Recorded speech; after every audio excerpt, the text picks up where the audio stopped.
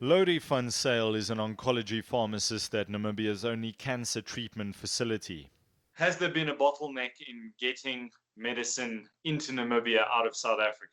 It's now week 9 of lockdown and or of a state of emergency, and certain drugs we have still not been able to get our hands on from South Africa's side. Nam Farm holds 60% of the market and supplies clinics, pharmacies and doctors in Namibia's healthcare sector. When I say that we are 50% out of stock, it's more so on the critically required lines, which would be your chronic medications. And we have been since this problem started from the 27th of March. To Namibia's east, it's the same situation in Botswana. We've had major delays and major shortages. There's still 60 to 65% of my orders that have not come through into Botswana yet. So it's been a huge challenge. In your understanding, who's responsible for this bottleneck that's resulting in the shortages? The problem, as far as we have been informed and told, was the ITAC permits. And the trucks literally get to the border with the permit that's been emailed to them, and the guy in charge there just says, "Where's the original?" And as far as I understand, originals can't be issued because of social distancing. So there's quite a communication gap there. So this permit takes about 10 working days for it to be approved by DTI.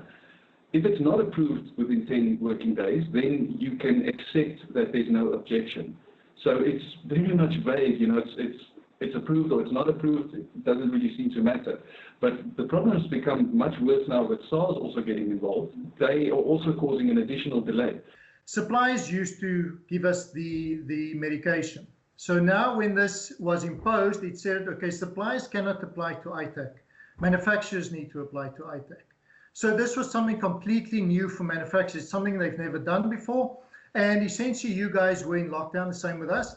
And, there was no one at office, there was no one picking up calls. So we have to do something now, but what must we do? How must we do it? So there was huge confusion in the market. An entity of the Department of Trade and Industry, the International Trade Administration Commission, ITAC, is tasked with facilitating export permits. The Chief Commissioner says they've issued in excess of 4,000 permits, the majority being for medicine exports to Namibia and Botswana. As part of efforts by government to ensure security of supply for medication for South African use in the fight against COVID-19, these regulations were introduced.